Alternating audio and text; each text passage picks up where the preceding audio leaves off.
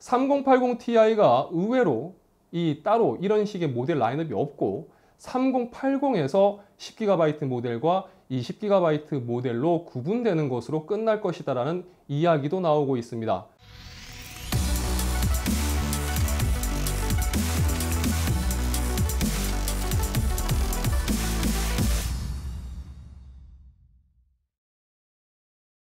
올라 아토입니다. 반갑습니다. 주요 IT 관련 소식들을 정리해서 전해드리도록 하겠습니다. 자, 먼저 퀄컴 소식입니다. 최근 퀄컴은 지옥과 천국을 오가는 경험을 했습니다. 먼저 퀄컴의 스냅드래곤 칩 결함이 제기되었습니다. 400개 이상의 취약점이 발견되었으며 이를 통해 해킹에 악용될 수 있다는 보고서가 보안회사 체크포인트를 통해서 나온 겁니다. DSP 칩의 취약점을 이용해서 해킹에 사용될 수 있으며 사용자의 위치를 실시간 모니터링 가능하고 또 스마트폰 근처에 오디오를 도청 또는 저장된 사진과 비디오에 유출이 가능하다고 합니다. 체크포인트는 전 세계 안드로이드 기반 스마트폰 중 약 40%의 스냅드래곤이 탑재되었으며 미국 시장의 경우 약 90%가 스냅드래곤이 탑재되었다며 퀄컴이 빠르게 대처하겠지만 모든 기기에 완벽하게 대처하기는 쉽지 않을 것이라고 전망했습니다. 퀄컴 역시 결함에 대해 수정사항을 발표했지만 아직까지 완벽하게 적용하는 것은 무리라는 입장입니다. 여러 제조사들의 해당 사항을 전달하겠지만 제조사별로 제품에 적용되는 과정을 생각해 본다면 전체적으로 완벽하게 적용되는 것은 어려움이 있다라는 해설이 뒤따르는 거죠. 자, 퀄컴은 2019년 5월 21일에 FTC로부터 반독점 관련 소송으로 인해 퀄컴이 가지고 있는 지적 재산에 대해 불합리하게 높은 로열티 비율을 요구하고 있다는 것을 발견했다는 이유로 라이센스 관련 계약을 재협상하라는 명령을 받게 됩니다. 또한 무선기술 회사의 특허 라이센싱 관행이 반경쟁적이라는 판결도 받게 되죠. 이번에 터진 보안 이슈도 물론 그렇지만 퀄컴 입장에서는 막대한 라이센스 수입이 걸려있는 부분이기 때문에 작년에 있었던 이 재판 결과가 더 치명적이었습니다. 여러 의미로 지옥행 열차를 타는가 싶었던 퀄컴은 얼마 전 진행된 이 항소심에서 원심의 판결을 뒤집게 되었습니다. 이 항소법원은 퀄컴이 가진 지배적인 시장 지위는 퀄컴이 수년간에 걸쳐 이룩한 강력한 경쟁의 결과로 봐야 한다라고 주장했습니다.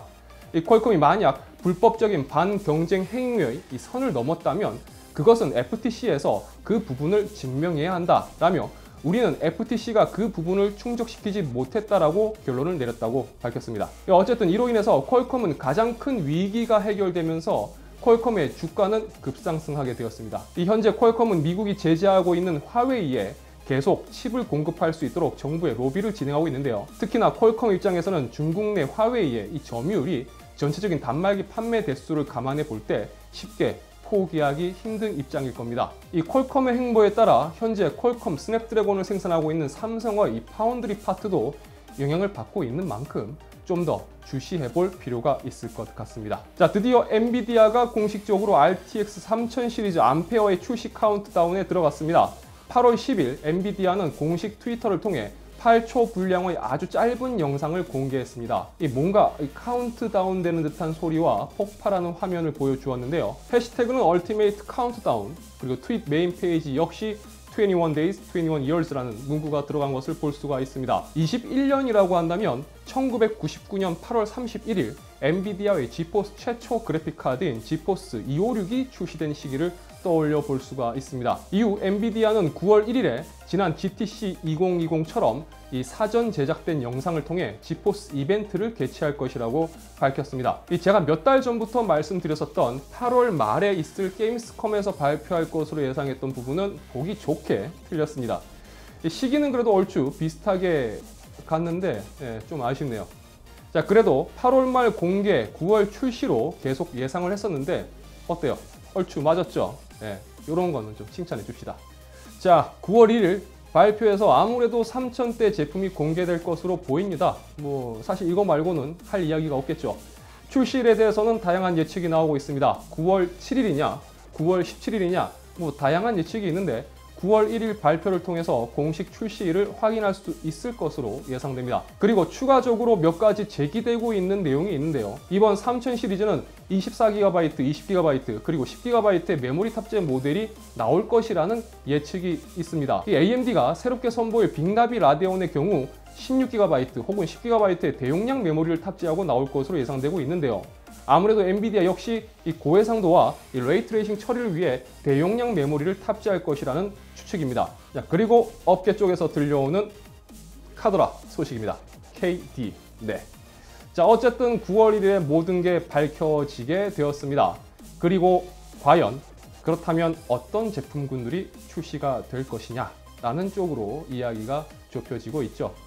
여러 가지 이야기들이 나오고 있는데요. 업계 쪽에서 들려오는 카더라를 정리해서 말씀드리자면 3080은 10GB 모델과 20GB 모델로 출시되는 게 맞는 것 같습니다. 거의 그쪽으로 이야기가 좁혀지고 있습니다. 그리고 3070 및 3060은 슈퍼 모델 라인업으로 나올 것이라는 이야기도 있습니다. 3090도 출시가 되는 게 맞는 것 같습니다. 제품 넘버링과 메모리 용량에 따라서 구분되는 게 많다 보니까 좀 이 라인업 자체가 혼잡한 느낌이 있는데 3080 Ti가 의외로 따로 이런 식의 모델 라인업이 없고 3080에서 10GB 모델과 20GB 모델로 구분되는 것으로 끝날 것이다라는 이야기도 나오고 있습니다. 만약 이 말이 사실이라면 이제 3080 Ti라는 모델 라인은 없고 3080 10GB 모델, 20GB 모델, 그 위로는 3090이 나온다는 거겠죠. 자, 또한 이쯤 되면 이제 생산된 제품이 나올 때가 됐을 겁니다. 그쵸? 하다못해 자체 테스트용 샘플 정도는 나왔을 거고요. 이 실제 제품 관련 테스트 엔지니어를 통해서 나온 이야기라는 부분을 좀 들어보면 이전에 말씀드렸던 것처럼 투펜으로는 발열 제어가 좀 어렵다고 합니다. 이 투펜 제품으로 테스트했을 때 대략 80도 중후반대가 나왔고 이 3펜 쿨링을 적용을 하니까 70도 중후반대로 온도가 잡히더라는 이야기가 있습니다. 결국 그 말은 계속 말씀드렸던 것처럼 제조사별 이 자체 쿨링 성능에 따라서 제품의 온도 및 이 부스트 클럭 등 여러 부분에서 차이점이 생길 수 있다는 부분을 예상해 볼 수 있다는 거겠죠. 그리고 요거는 예상이라고 하기도 좀 그런데 초도 물량은 부족할 것으로 보입니다. 특히나 3090은 물량 자체가 상당히 작을 것으로 보입니다. 자, 있는 분들은 초반에 싹 쓸어 가지 않을까 생각됩니다. 부럽습니다. 저도 좀 그렇게 여유가 있었으면 좋겠습니다. 자, 제가 3000 시리즈 관련해서 이야기 드리기 시작했던 게 한 3개월 정도 된 것 같습니다. 드디어 어느 정도 끝이 보입니다. 저 역시 어떤 모습일지 무척이나 궁금해집니다. 오랜만에 이 리뷰를 기다리면서 설레이는 마음 느껴보게 되네요. 자, 이번 영상은 여기까지입니다.